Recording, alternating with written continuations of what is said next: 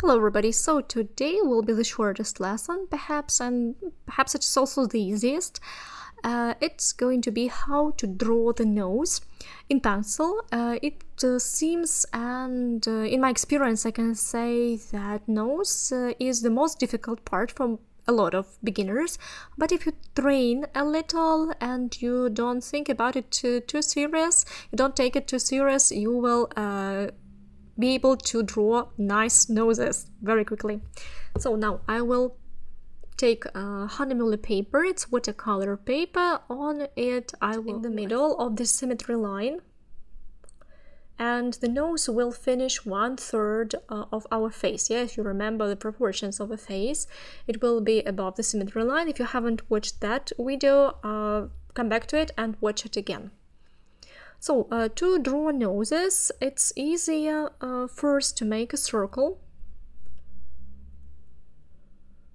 One circle here. We divide it visually into two parts, or even three circles. One circle. I have watched a lot of videos and different methods. I think that each artist has his own method.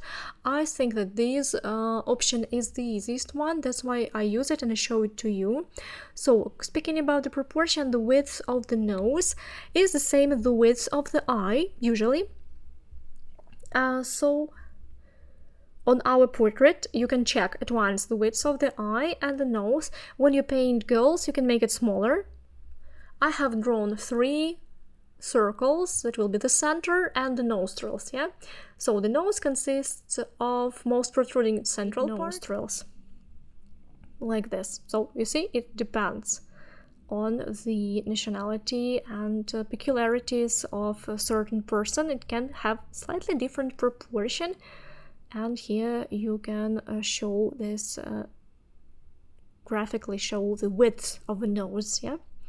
Here can be even such deep shadows, so pay attention at the peculiarities of your model.